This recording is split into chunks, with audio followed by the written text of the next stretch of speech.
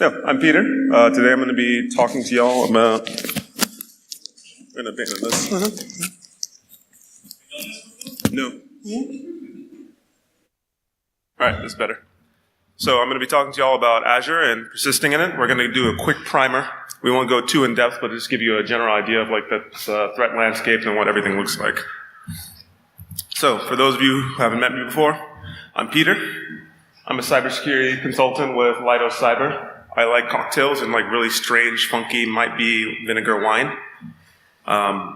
This is maybe my, I want to say 5th or 6th BSides talk. I prefer them. They're smaller. They're a little more intimate. I can see y'all's faces when I tell really bad jokes. And I can tell when you're not laughing. You have to keep laughing. It makes me feel better. I'm from Texas. And if you feel like following me on Twitter, that's it. I do not tweet. I don't.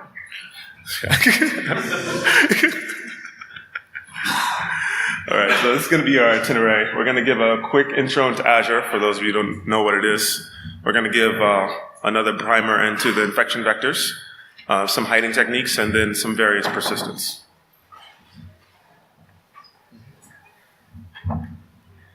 So what is Azure? Who has experience with Azure? You can just raise your hand. All right, so we're going to pick out of the crowd randomly. I'm looking at you, Chris. What? So what is Azure? It's a cloud. You can read the slides.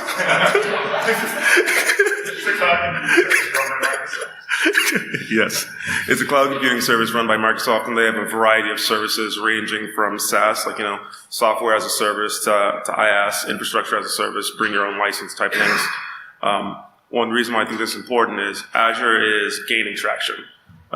I would still say that AWS is reigning. They're the most mature. They're out there. But due to the integrations with, like, let's say, Office 365, or the fact that the next version of Windows is probably going to be perpetual license, things are going to be more and more hosted towards Azure, and I believe that more enterprises are going to continue to migrate that way. Everyone is late. Okay, it happens. So let's talk about some compromised vectors. As much as we want to secure different services, users are always going to be the problem. A main issue we're going to have is phishing. Phishing sites these days are just getting more and more sophisticated. I'm sure y'all seen the phishing kits. They can be deployed easily, like, inside like AWS. It can be deployed in Azure, so it's, whitelisted IPs, things that people trust. They can be made to look a lot like the logins that people are used to, and users will enter them. Another one's infected machines. Users install whatever is sent to them via email.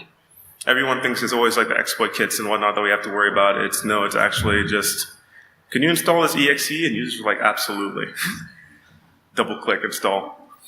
And something that's becoming more and more prevalent is credential leakage. I'm sure y'all have seen like GitRob or these scanners out there that go and scan for secrets, they scan for certificates, whatnot, inside some of these public Bitbuckets or GitHub accounts or what have you.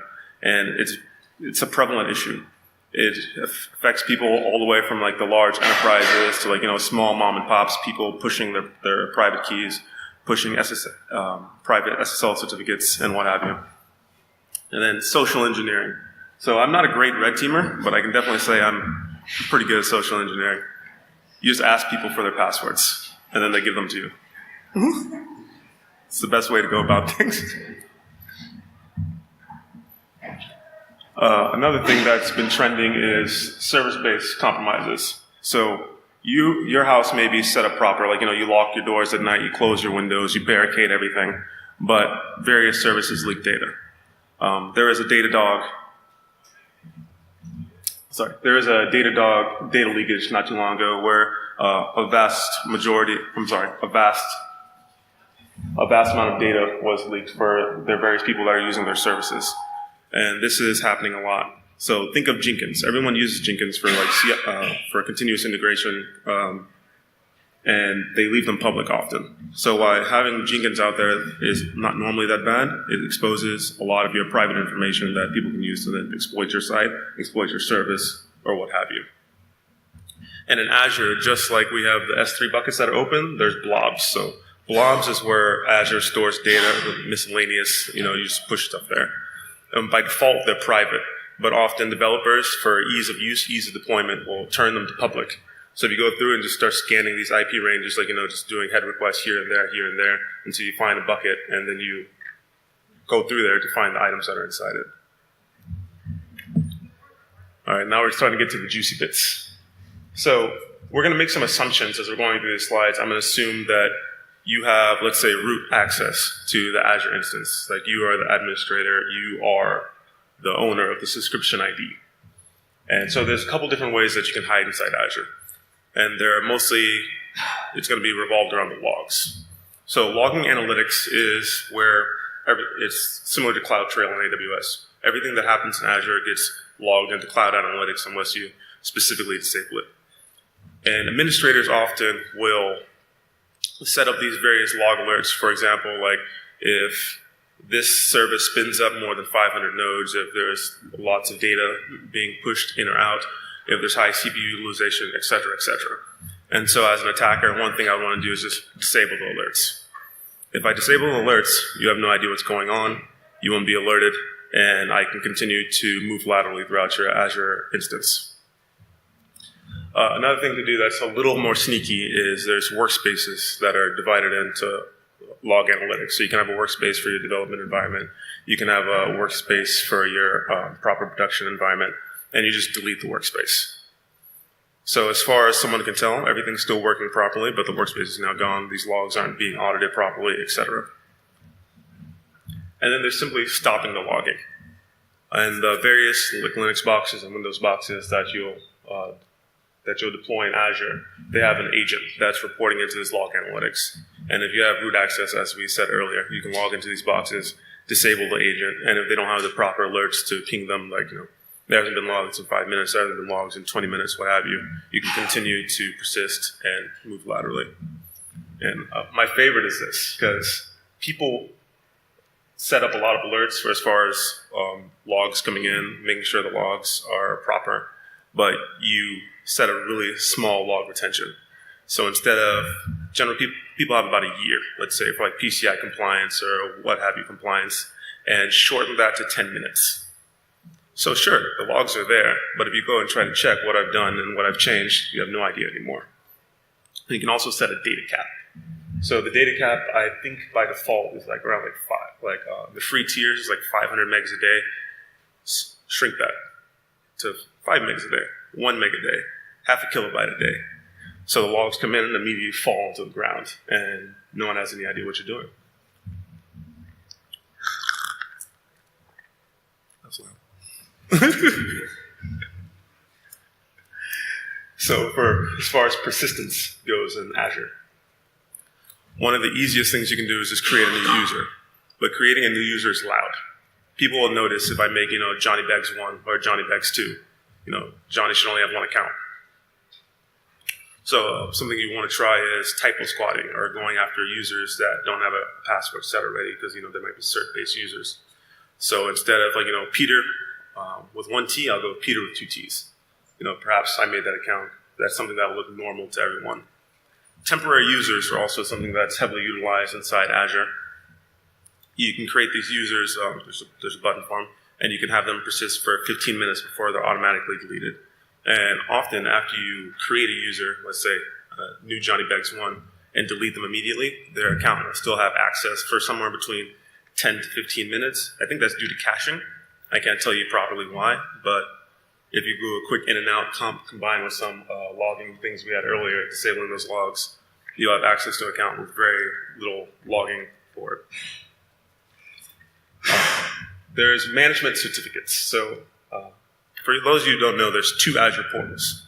There's a portal that we use all the time right now. If you type in porter.azure.com, and that's referred to as the Azure Resources Manager. It's like their Web 2.0, what have you. But when Azure 1.0 launched, there was Azure Services Manager. And Azure Services Manager does not have good logging capabilities at all. And one thing that's related to is these management certificates. So they're more or less the same private key, public key, what have you, that you'll push there that you, for programs that need programmatic access to where you don't want to hard code your credentials. So when you upload these certificates in the Azure Portal 1.0, you cannot tell who uploaded the certificates. You cannot tell when the certificates were uploaded. Often the names are randomly generated by like Visual Studios or some sort of IDE like that. So the names are gibberish. They do not respect being revoked. So like, let's say you lost your keys, you lost your laptop, what have you, and you want to reject all these private keys. The certificate manager just doesn't care. So this is honestly a great way to persist. You push this there. Most people don't even know this portal exists. But one of the limitations is the Azure 1.0 portal is only going to have access to things that use the Azure 1.0 infrastructure. So if you spin up new VMs inside the Azure portal 2.0, the 1.0 thing cannot see it. So it's good and bad, so to speak, but you can still spin up basic VMs, do things of that sort. And that leads us next to firewalls. So having root access and making backdoor accounts inside these various like VMs and what have you, you have to have a way to get in. So the basic way is like I set up a backdoor. It's going to operate off port 514. It's common syslog port. People won't look too much at it. And so I can use that to jump back into it. SQL firewalls. So they don't have granular firewalls per database. So I have 20 different databases. They all share a similar firewall. So I can't say this DB should only have access to this IP, this DB should only have access to this IP. So that can lead us to points to where I can compromise one particular database and use that to move laterally throughout the various other databases. WAF rules can be modified in a similar way inside Azure. The Azure WAF, the rules can be customized. So they're simply on and off. So if I know your site's vulnerable to SQL injection or any sort of injection of that sort, I can turn off that particular rule. Admins often turn these rules on and off due to the lack of customability. And so no one will look two sides at it. And that can be a great way to persist. So even if you blow away my accounts, even if everything is reset after you think you're done, the WAF rule still might be off. So I can still do the same SQL injection. I can still recreate my user accounts. I can still go about my business moving around. The root accounts of virtual machines can also be reset. So there's two portions to resetting a rule for these virtual machines. There's resetting the whole thing. So that's noisy because people will notice that they can't get back into their VMs. But you can only reset remote access passwords such as SSH and RDP. So the user, if something's hard-coded like in a script or what have you, they'll still have access. They'll still be able to go about their business, but you'll be able to persist via this manner.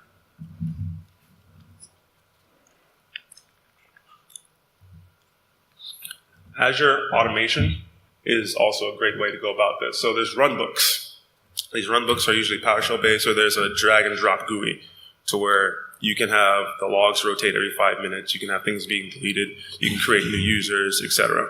So one way to leverage this would be turn off logging, create a user, clear the logs, and reset logging. And you can do this all in like in a number of milliseconds.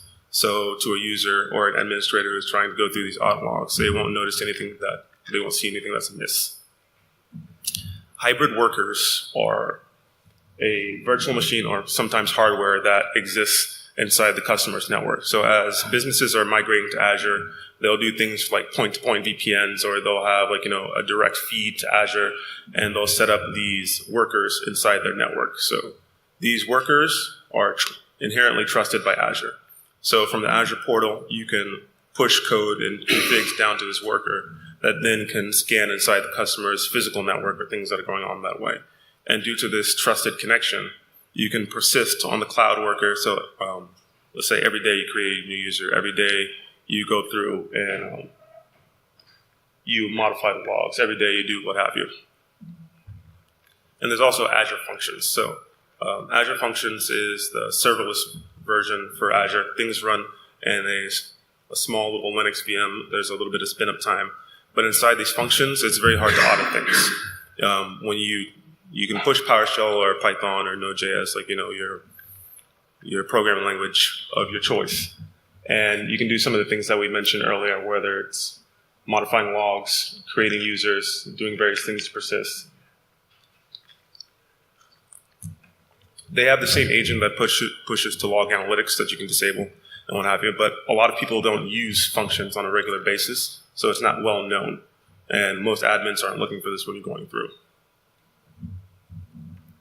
Well, that leads us to the end. Do you have any questions? Please.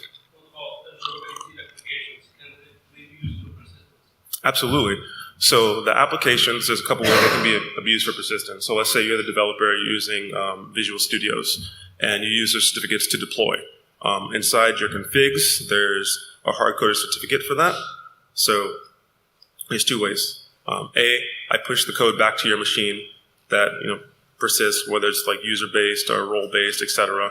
Or inside Azure itself, when you have that configuration up there, it would be simple to create a backdoor account. So every time the application is redeployed, my user's already there, my information's already there. It's easy for me to set up. Any more questions? Yeah, one question. Please. So the old version of the management interface of Azure and new version, they can't see the VMs. No, you cannot. VMs that are running in Azure Portal 1 cannot be seen in Azure Portal 2 and vice versa.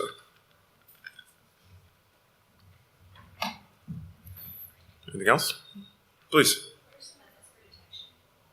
So the methods for detection, I purposely left off that slide because they're not great.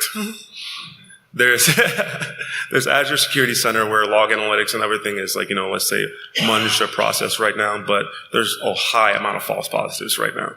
They're tuning, it's getting better with every release, but it's not great. Although the best way I would honestly say is offshore the logs immediately to like a SIEM of your choice, Splunk, Elasticsearch, etc. And even then, getting the logs out is difficult because as they're building Security Center, they want to be your SIEM. They want everything to be in there. They want everything to be like, a nice glass wall forest around there. So you have to pull out the logs with API calls.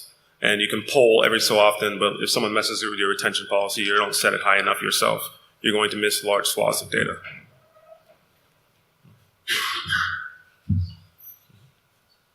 Anyone else? If not, we bring things to the end. Thank you, guys. I appreciate it.